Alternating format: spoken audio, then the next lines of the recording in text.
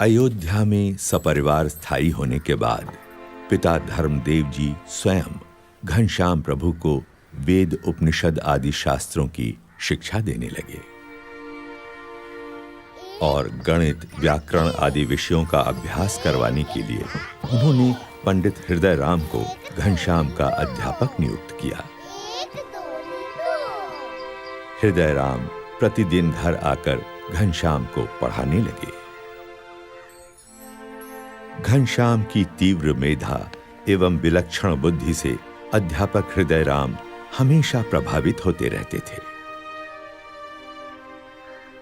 अभ्यास के दौरान कभी-कभी तो यह समझना भी मुश्किल हो जाता था कि अध्यापक कौन है और विद्यार्थी कौन है, कौन पढ़ रहा है और कौन पढ़ा रहा है।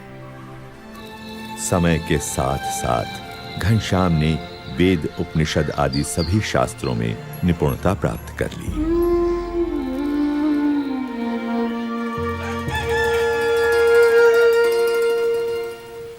विद्या अध्ययन से पहले घनश्याम अपने नित्य कर्म का निष्ठापूर्वक पालन करते थे।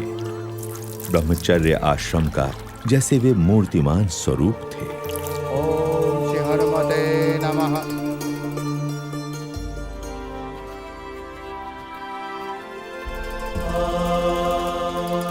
सभी को प्रतीत हो रहा था कि घनश्याम की सोच समझ और परिपक्वता बड़े बड़ों से भी बड़ी थी।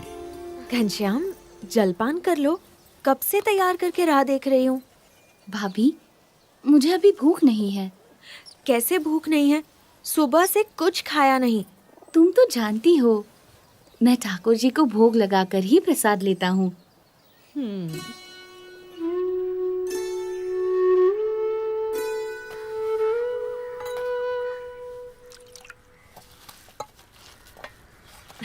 ये लो। नहीं नहीं। घनश्याम, ये गुलाब जामुन तो ले लो। नहीं भाभी, ब्रह्मचारी अल्पाहारी होता है। हाँ?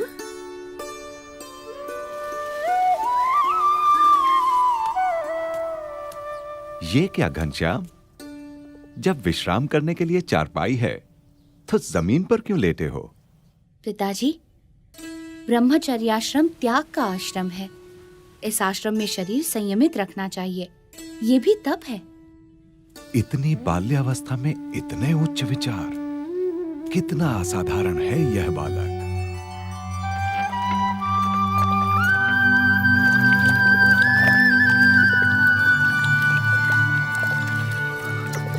जय कपि बलवंता प्रभु, जय कपि बलवंता।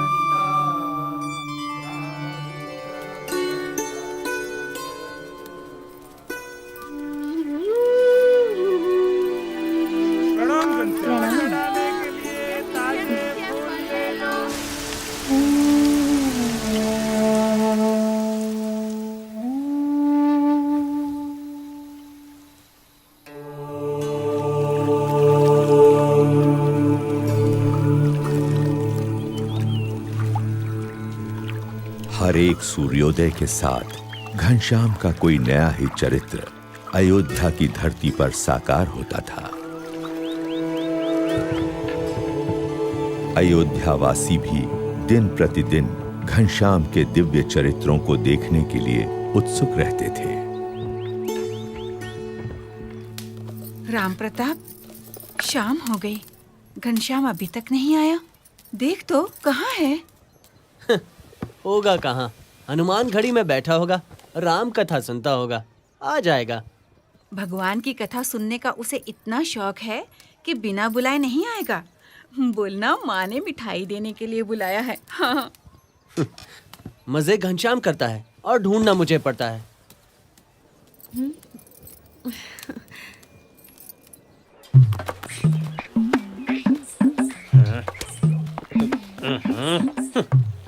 अरे राम प्रताप भैया, ऐसा कड़वा मुंह लिए कहाँ चले जा रहे हो?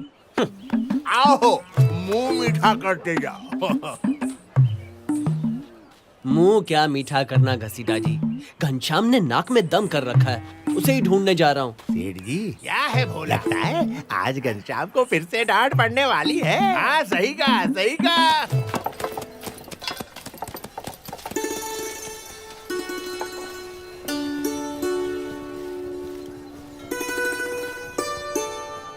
उन्होंने कहा, हे जानकी मैया, मैं श्री राम जी का दूत हूँ।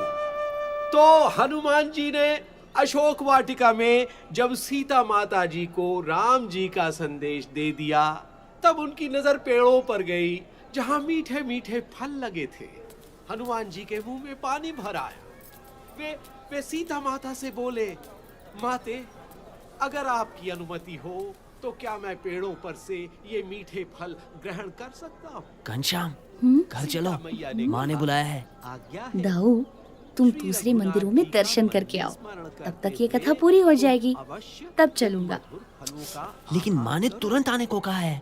मेरे प्यारे भैया, बस ये कथा पूरी सुन लेने दो। पेड़ों पर चढ़ गए पक्का? और फल हाँ खाने हाँ, लगे। पक्का।